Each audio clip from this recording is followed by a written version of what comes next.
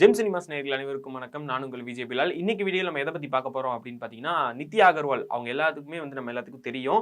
யாரு அப்படின்னு பார்த்தீங்கன்னா, ஈஸ்வரன் படத்துல தமிழ்ல என்ட்ரி கொடுத்தவங்க அப்படின்னு சொல்லலாம். நம்ம எஸ்டிஆர் எந்த ஒரு கம்பேக்ல திரும்ப படங்கள் நடிக்க ஆரம்பிச்சாரோ, ஸோ அந்த இடத்துல எஸ்டிஆர் கூட சேர்ந்து நடிச்சவங்க தான் நித்யா அகர்வால். இவங்க அந்த படத்துல தமிழ் ஆடியன்ஸ் எல்லாத்துக்குமே தெரிய வந்தது. அந்த டைம்ல அதாவது சிம்பு சார் அதுக்கப்புறம் இவங்களுக்கும் சில பல டேட்டிங் போறாங்க அந்த மாதிரி எல்லாம் பேச்செல்லாம் வெளியே அடிபட்டு இருந்துச்சு.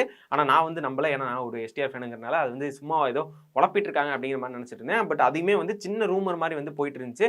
நிறைய பேர் அதை பேசிட்டே இருந்தாங்க. இந்த மாதிரி அடுத்து இவங்களை கல்யாணம் பண்ணிக்க போறாங்க சிம்பு சார் அப்படிங்கிற மாதிரி பேசிட்டு இருந்தாங்க. ஸோ இப்போ நேத்து அவங்க ஒரு ஃபங்க்ஷன் ஒன்று போயிருக்காங்க. என்ன அப்படின்னு பார்த்தீங்கன்னா, அவங்க இப்போ ரீசெண்டாக நடிச்சிருக்கக்கூடிய படத்துடைய அதாவது பிரஸ் மீட் அப்படிங்கிற மாதிரி சும்மா ஃபேன்ஸ் மீட் அப்படின்னு வைப்பாங்களே, ஸோ அந்த மாதிரி மாலில் எல்லா நம்ம நார்மலாக செலிபிரிட்டிஸ்லாம் ஒரு படம் ப்ரொமோஷனுக்காக வெளியே போவாங்கல்ல, அந்த மாதிரி ஒரு லூலு மால் ஹைதராபாத்தில் இருக்குது. ஸோ அங்கே போயிருக்காங்க. போன இடத்துல அந்த ஃபங்க்ஷன் முடிச்சுட்டு ஆல்ரெடி அந்த ஃபங்க்ஷன் நடக்கும் போதே ரொம்ப க்ரௌடாக தான் இருந்தது.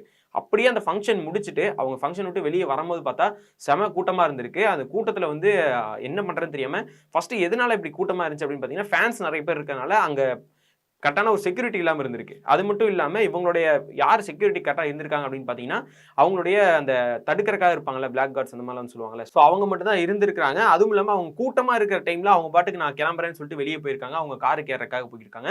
கிட்டத்தட்ட ஒரு 100 மீட்டர் இருக்கும் அவங்க கார் நிற்கிற இடம், பார்க்கிங் நிற்கிற இடம். அங்கேருந்து போகும்போது கூட்டத்துக்குள்ளே சிக்கி ஒரு மாதிரி நெசுக்கி அவங்களை எப்படி போறாது, எப்படி அந்த வீடியோ பார்க்கும் போதே தெரியுது எவ்வளோ கஷ்டத்துக்கு உள்ளாகி வெளியே போயிருப்பாங்க அப்படின்ட்டு. ஃபேன்ஸ் நிறைய பேர் தவறான முறையெல்லாம் நடந்துக்கிட்டாங்க அப்படிங்கிற ஒரு தகவலுமே வெளியே வந்திருக்கு.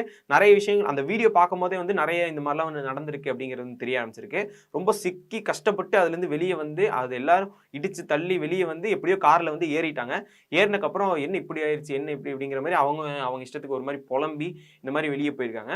ஸோ இந்த விஷயம் பெரிய பரபரப்பான விஷயமா போயிட்டு இருக்கு. ஸோ இந்த விஷயத்தை பற்றி உங்களுடைய ஒப்பீனியன் என்ன அப்படிங்கிறத கீழே கமெண்ட்ஸ் சொல்லிட்டு போங்க.